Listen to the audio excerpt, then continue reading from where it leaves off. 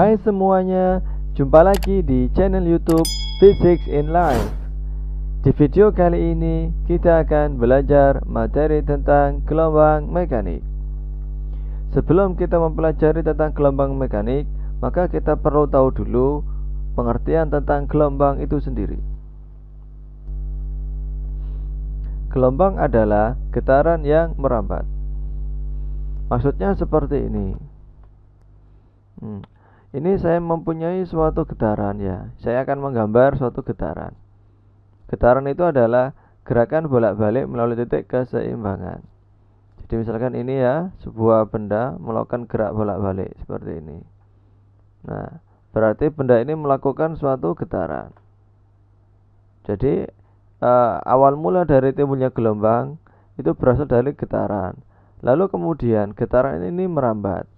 Nah, ini sekarang saya buat getarannya ini merambatnya ke bawah, maka akan jadi seperti ini.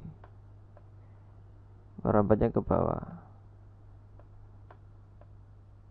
Nah, jadilah suatu gelombang. Nah, saya punya lagi contoh getaran yang lainnya. Sekarang getarannya begini, naik turun. Lalu getarannya ini saya buat merambat arahnya ke kanan, maka terjadilah suatu gelombang yang seperti berikut ini.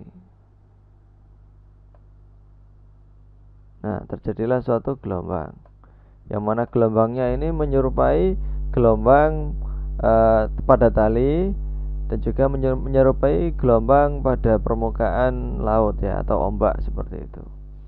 Nah, ini merupakan gambaran daripada proses terbentuknya gelombang yang dimulai dari getaran yang merambat. Oke, lanjut. Sekarang kita akan belajar tentang jenis-jenis gelombang. Pembagian gelombang itu sendiri itu ada 3 kategori. Yang pertama adalah berdasarkan arah rambat dan arah getar, yang mana dibagi menjadi 2, yaitu gelombang transversal sama gelombang longitudinal. Untuk pembagian yang berdasarkan medium atau perantara, maka gelombang dibedakan menjadi 2, yaitu gelombang mekanik dan gelombang elektromagnetik. Yang terakhir, pengelompokan gelombang berdasarkan amplitudenya itu terbagi menjadi 2, yaitu gelombang berjalan sama gelombang stasioner. Nah, setelah ini kita akan mempelajari lebih detail tentang gelombang transversal sama gelombang longitudinal. Oke, gelombang transversal. Gelombang transversal adalah gelombang yang arah rambat dan arah getarnya saling tegak lurus. Contohnya adalah gelombang pada tali dan gelombang pada permukaan air dan juga gelombang yang serupa. Nah, penjelasannya seperti ini. Ini adalah arah getarnya ya. Jadi arah getarnya ini adalah naik turun searah sumbu Y, sedangkan gelombangnya ini merambat searah sumbu X. Kalau merambatnya yang tidak ke kanan, berarti merambatnya ke kiri. Nah, antara arah getar dengan arah rambat ini itu kan saling tegak lurus. Gampangnya begini, arah getarnya searah sumbu Y, sedangkan arah rambatnya searah sumbu X. Nah, sumbu Y dengan sumbu X itu kan saling tegak lurus. Jadi arah rambat sama arah getar pada gelombang transversal itu saling tegak lurus. Oke, selanjutnya kita akan mempelajari karakteristik dari gelombang ini. Jadi yang pertama yang harus kalian pahami itu adalah simpangan. Ada istilah baru sekarang namanya simpangan ya. Ini simpangan. Nih saya kasih garis warna hijau, kurang tebal garisnya. Saya pertebal. Ya, ini simpangan. Ini saya kasih garis warna hijau. Simpangan itu adalah ini simpangan. Simpangan adalah jarak antara titik yang dilalui gelombang dengan titik keseimbangan. Oke, saya ulangi lagi. Simpangan adalah jarak antara titik yang dilalui gelombang dengan titik keseimbangan. Jadi gelombangnya itu kan yang berwarna kuning ini gelombangnya. Nah, bentuknya gelombang ini itu sebenarnya terdiri dari titik yang sangat banyak sekali. Jadi proses terbentuknya suatu garis itu kan kumpulan dari berbagai macam titik gitu kan. Jadi yang garis gelombangnya ini yang membentuk melengkung menggelombang ini sebenarnya terdiri dari sekian banyak titik. Nah, jarak masing-masing titik ya pada gelombang ini jika ditarik garis terhadap garis keseimbangan ini, itulah yang disebut dengan simpangan. Contohnya seperti ini, saya kasih garis warna hijau. Ini titik keseimbangan, saya tarik ke atas ya. Nah, itu simpangan. Ini simpangan. Ini simpangan. Jaraknya ini juga simpangan. Jaraknya ini juga simpangan. Jaraknya ini simpangan ya. Jaraknya ini simpangan. Jaraknya ini simpangan. Jaraknya ini simpangan. Jaraknya ini simpangan. Jaraknya ini simpangan. Jaraknya ini simpangan. Jaraknya ini simpangan. Jaraknya ini simpangan. Ini juga simpangan. Jadi simpangan itu sangat banyak sekali macamnya. Ya, ini simpangan dan seterusnya. Sangat banyak sekali simpangan itu. Nah, ini semua adalah simpangan. Jadi simpangan nilainya berubah-ubah ya, tergantung dari letak posisinya di mana. Itu yang pertama. Lanjut, setelah simpangan kalian memahami, ada juga istilah berikutnya yaitu amplitudo. Amplitudo itu adalah simpangan yang terbesar. Nah, ini sekarang saya kasih garis warna merah. Nah, amplitudo itu yang garis yang tengah ini. Ini kan sebenarnya juga dikatakan simpangan, tapi simpangan yang paling panjang atau simpangan terbesar itu disebut amplitudo ya. Disimbolkan dengan huruf A ini, amplitudo berarti ini paling panjang. Ini juga amplitudo ya, yang paling panjang, simbolkan dengan huruf A. Di sini juga ada amplitudo. Di sini juga ada amplitudo ya. Di sini juga ada amplitudo. Jadi pada tiap-tiap bukit gelombang atau tiap-tiap lembah gelombang itu memiliki satu amplitudo. Bukit gelombang itu yang mana sih? Nih sekarang saya kasih warna kuning ya. Ini adalah yang bukit gelombang ya, sedangkan yang lembah ini yang bawahnya ini yang lembah gitu ya. Pada masing-masing lembah maupun bukit hanya memiliki satu amplitudo. Setelah kita mempelajari tentang amplitudo, kita mempelajari juga sekarang panjang gelombang. Nah, panjang gelombang itu sebenarnya adalah suatu istilah untuk menyatakan panjang satu gelombang. Nah, ini ya, panjang gelombang itu adalah panjang dari satu gelombang itu sendiri. Disimbolkan dengan huruf Yunani yaitu lambda. Ya, ini simbol Yunani. Maaf, saya kasih warna yang merah. Ini simbol Yunani ya, kurang tebal. Simbol Yunani ini bacanya adalah lambda. Ya, lambda, simbol Yunani untuk menyatakan panjang gelombang. Nah, panjang gelombangnya itu yang mana? Panjang gelombangnya adalah yang berikut ini. Ini panjang gelombang ya. Ini panjang gelombang. Disimbolkan dengan lambda ini, lambda panjang gelombang. Ini juga panjang gelombang. Ya, sama. Ini juga lambda. Nah, panjang gelombang itu kriterianya yang bagaimana? Ada 4 cara untuk memahami atau mengetahui panjang satu gelombang. Kriteria yang pertama adalah jarak antara dua puncak yang terdekat. Nah, seperti ini titik B. Titik B ini kan puncak, titik F juga puncak. Titik B dengan titik F ini kan dua puncak yang berdekatan. Maka jarak antara titik B dengan titik F itu adalah satu gelombang. Dikatakan dengan panjang gelombang dan disimpulkan dengan lambda. Oke, itu kriteria yang pertama ya, jarak antara dua bukit yang berdekatan. Kriteria yang kedua, panjang satu gelombang itu dinyatakan dengan jarak dua lembah yang berdekatan. Nah, mana lembahnya ini? Yang titik D ini, titik H juga lembah. Maka jarak D ke titik H, ya, jarak antara titik D dengan titik H itu adalah panjang satu gelombang. Disimpulkan dengan lambda. Nah, seperti itu. Mana lagi selain titik-titik ini? Ada lagi titik-titik ini. Ya, ini titik F dengan bukit yang sebelahnya ini juga lambda satu gelombang. Gitu. Ya. Jadi kriterianya yang dua sudah kita sebutkan. Sekarang kriteria yang ketiga. Panjang satu gelombang itu adalah memuat atau memiliki atau terdiri dari satu bukit penuh dan satu lembah penuh, ya. Bukan setengah lembah, bukan setengah bukit, melainkan satu bukit penuh dan satu lembah penuh. Itu adalah satu gelombang.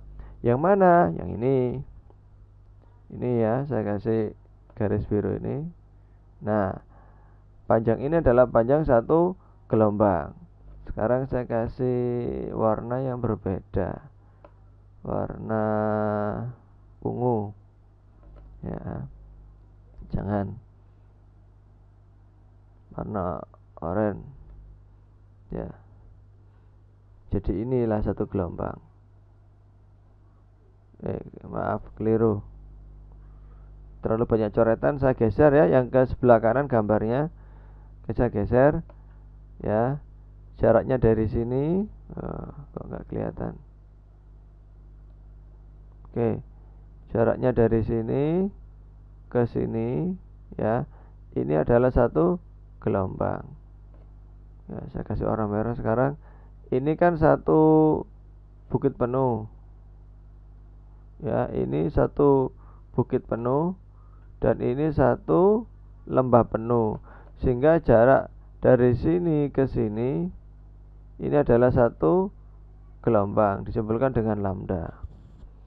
Ini adalah kriteria yang ketiga, ya. Jadi panjang satu gelombang itu yang pertama tadi, ya, jarak antara dua bukit yang berdekatan. Terus yang kedua, jarak antara dua lembah yang berdekatan.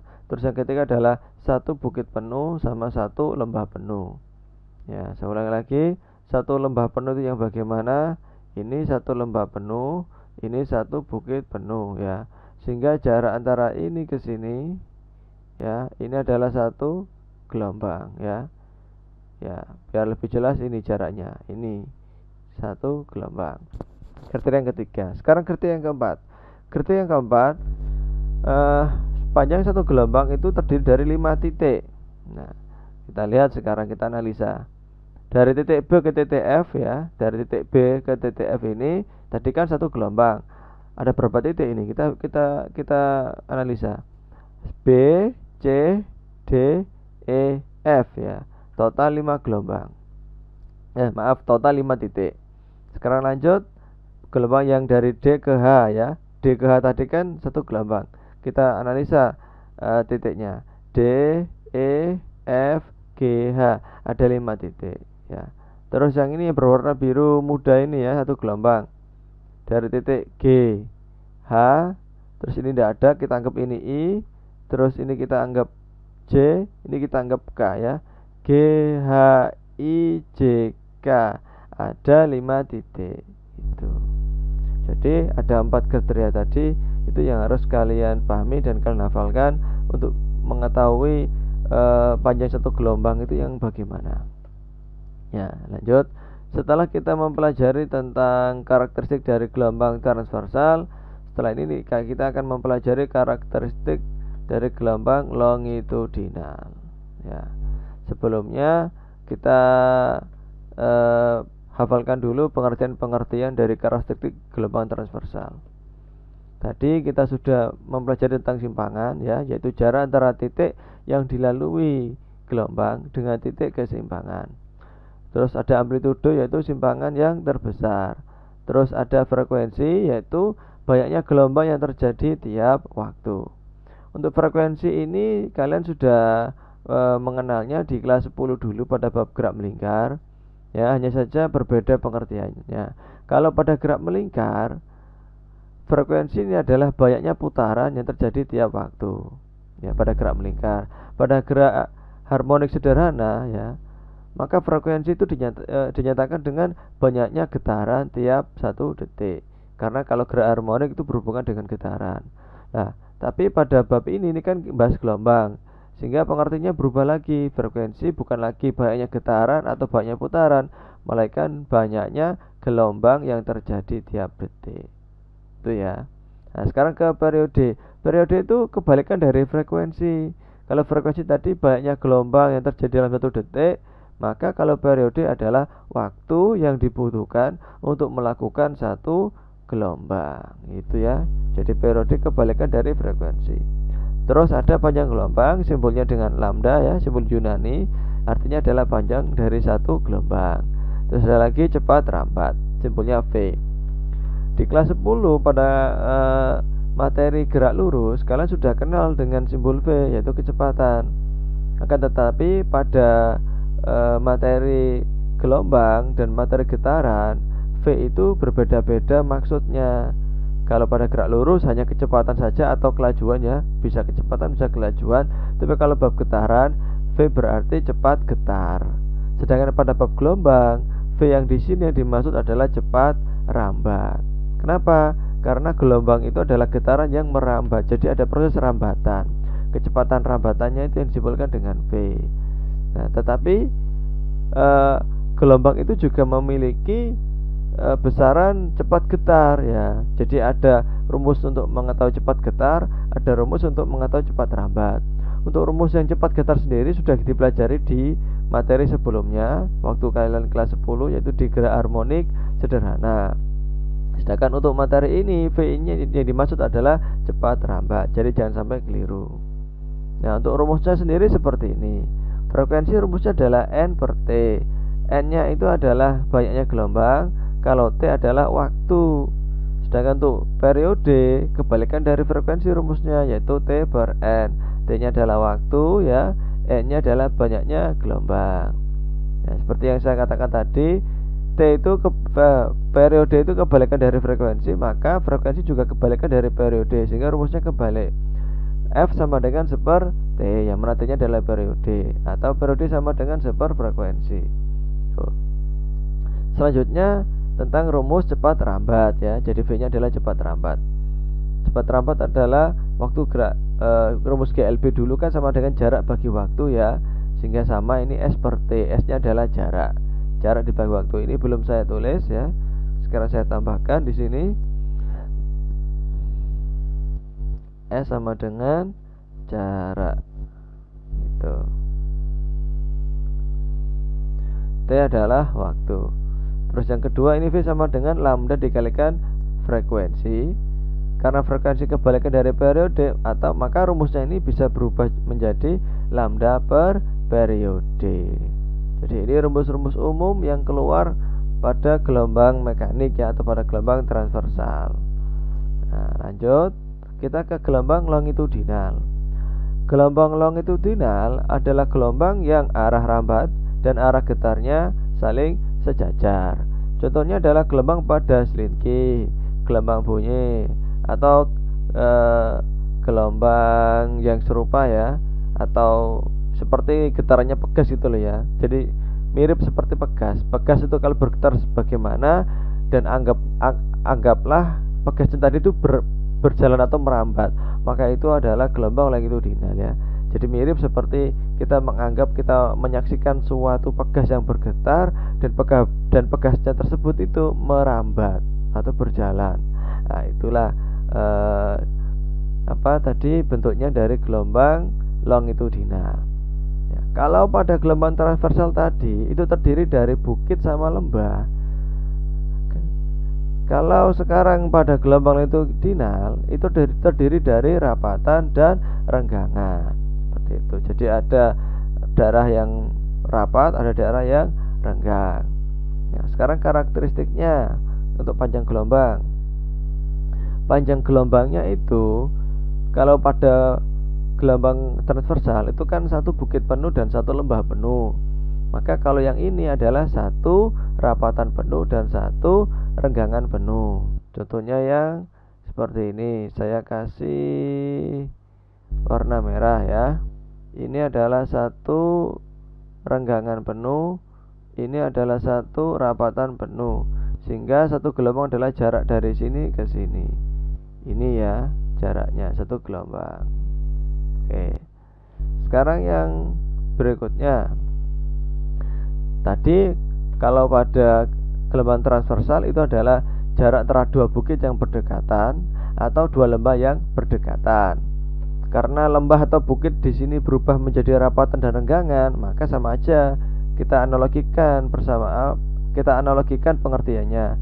Jadi panjang satu gelombang pada gelombang longitudinal itu bisa dari jarak dua titik tengah renggangan yang berdekatan atau jarak dua titik tengah dari rapatan yang berdekatan. Sekarang saya kasih warna biru ya.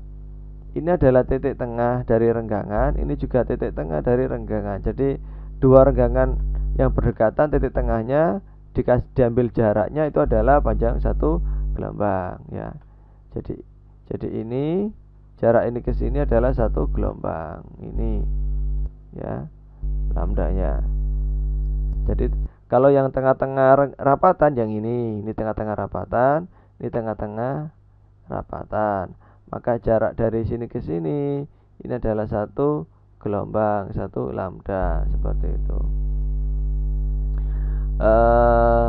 Lagi ya, selain satu rapatan satu renggangan, jarak dua rapatan yang berdekatan, jarak dua renggangan yang berdekatan. Yang terakhir adalah 5 titik. Oke, sekarang saya tandai titik-titiknya dengan warna biru, warna ungu ya. Ini titik yang di sini, ini, terus ini titik batasnya, ini pusat, batas, batas. Ya, kita lihat titiknya ada berapa ya. Oh, tidak kelihatan ini. Nah, sekarang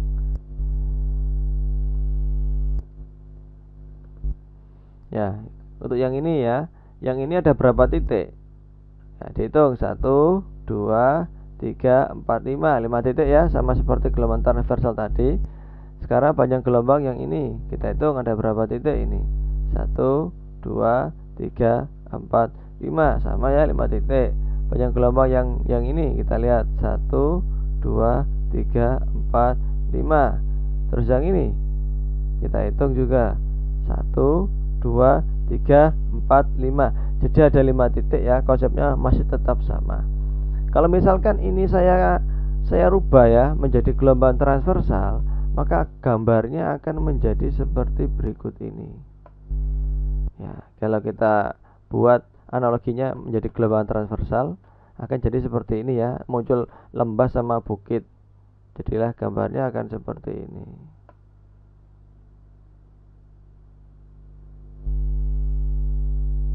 Nah, bisa ya memahaminya, biar kalian paham saja. Tuh, saya hapus gambarnya biar nggak ruwet.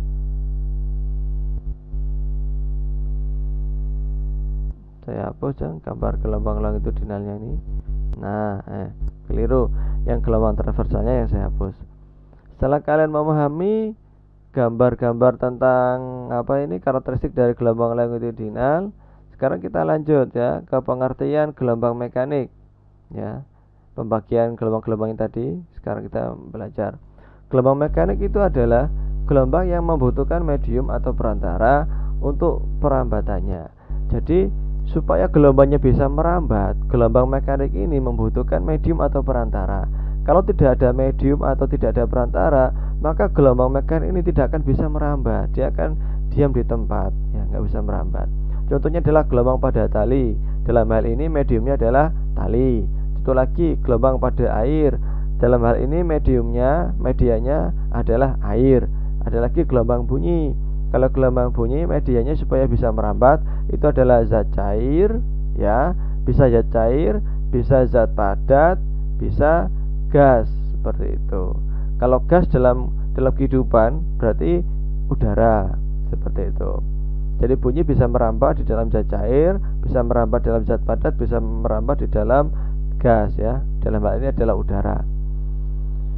Contoh membuktikan bahwasanya dibutuhkan suatu media dalam perambatannya, atau jika nggak ada media dia nggak bisa merambat. Contohnya bisa kita analogikan pada suara-suara ya, kebisingan saat di malam hari.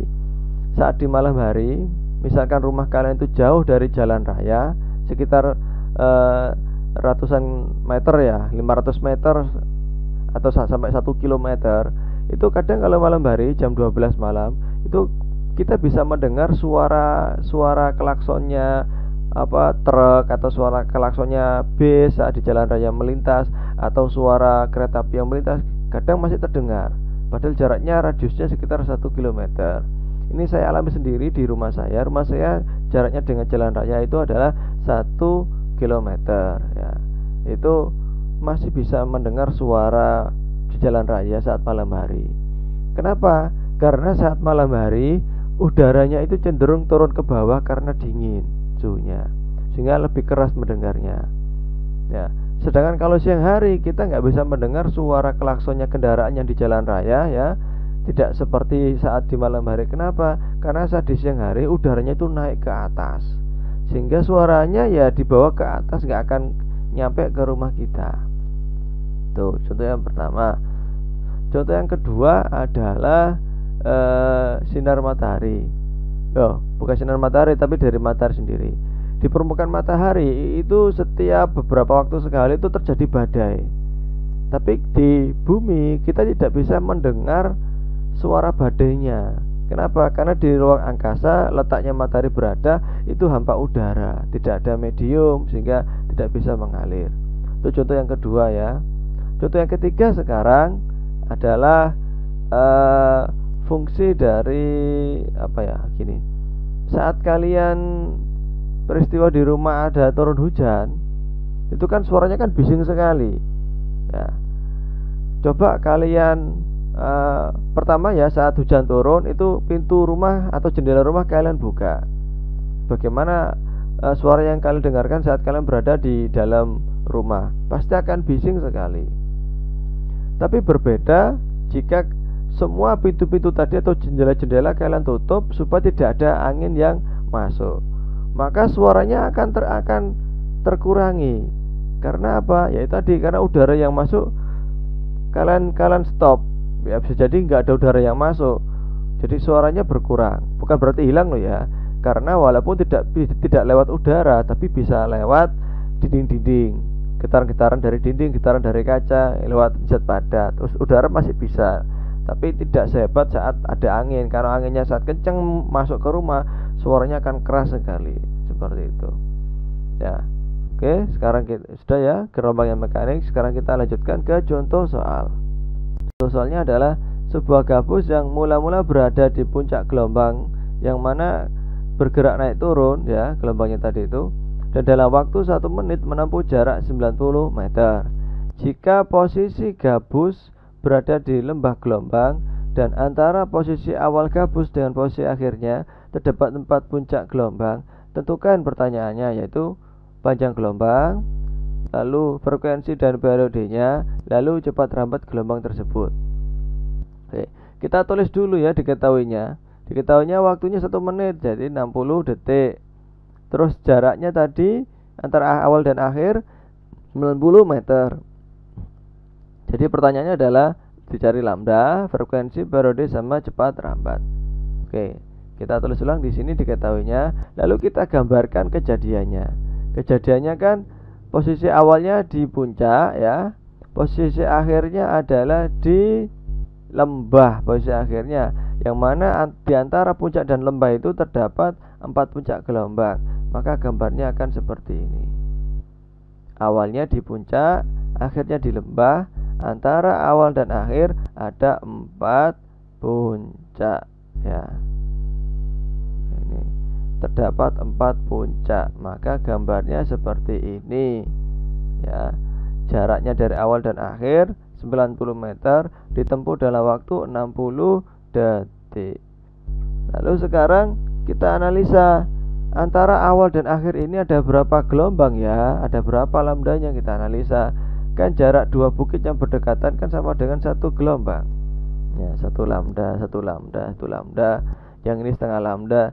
Jadi total semuanya ini ada 4,5 lambda atau 4,5 panjang gelombang. Jadi kita kerjakan yang soal nomor A. Jadi nomor A adalah saat terjadi 4,5 lambda, panjangnya adalah 90 meter ya. Kita tulis 4,5 lambda sama dengan 90 meter, maka 1 lambda atau 1 panjang gelombang nilainya adalah 90 dibagi 4,5, yaitu 20 meter. Ini untuk soal yang A. Lanjut sekarang soal yang B. Soal yang B yaitu dicari frekuensi sama periode. Untuk frekuensi sendiri rumusnya adalah N per T, yang mana N adalah jumlah gelombang. Kita tahu tadi jumlahnya adalah 4,5 atau 4,5, sedangkan waktu yang ditempuh adalah 60 detik. Jadi kita bagi antara 4,5 dibagi 60, ketemu nilai 0,075 Hz. Satuan dari frekuensi itu kan Hz. Lanjut sekarang yang C. Oh, keliru. Yang periode sekarang. Periode itu kebalikan dari frekuensi rumusnya, sehingga waktu dibagi jumlah gelombang.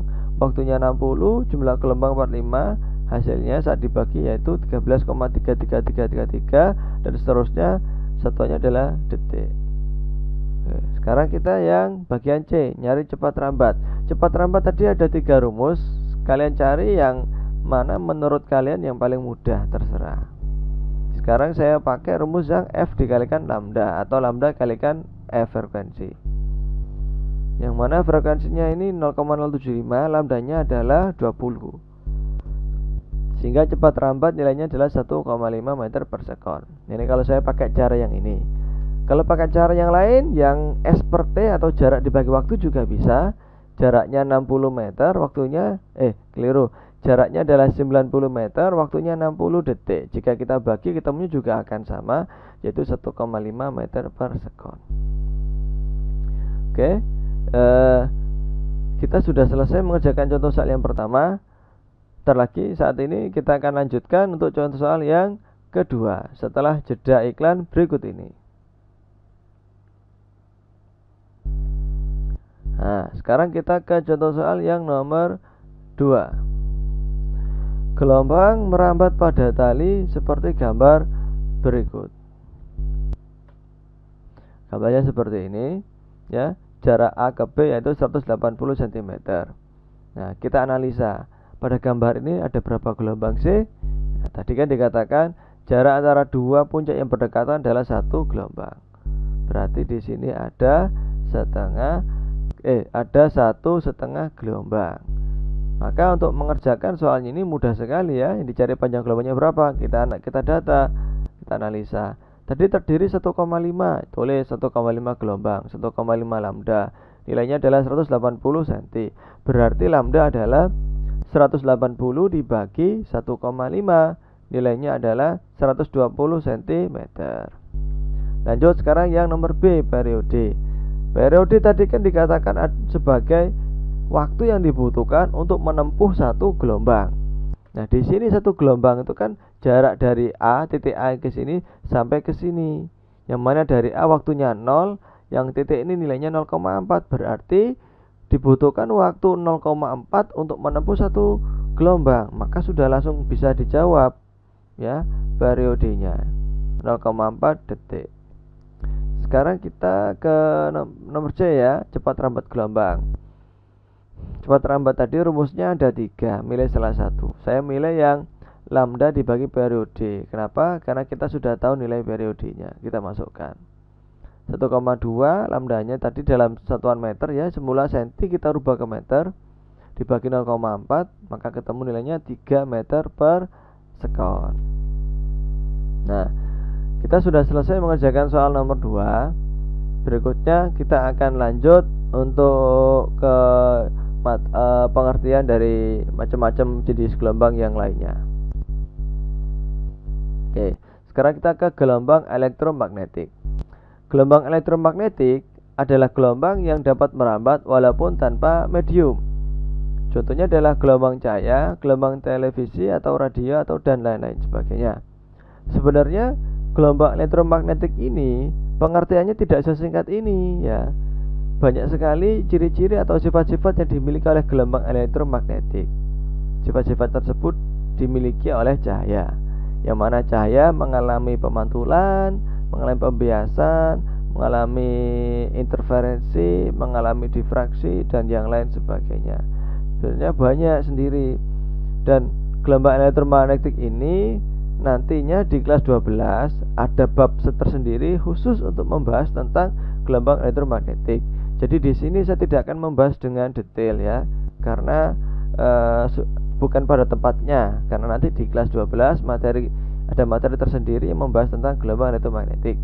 Jadi untuk saat ini hanya sampai di sini saja pengertian dari gelombang elektromagnetik yang bisa saya sampaikan.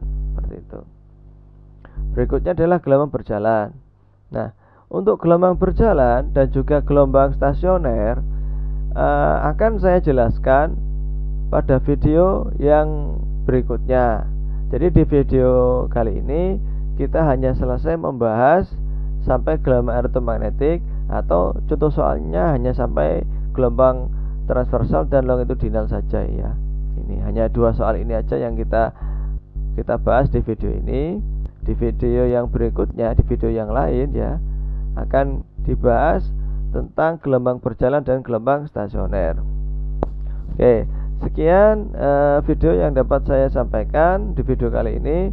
Semoga bermanfaat bagi kalian. Jangan lupa ya, klik tombol subscribe, like, dan juga komen video ini jika kalian suka, dan juga bagikan juga video ini supaya bermanfaat bagi yang lainnya. Sekian, saya akhiri. Terima kasih.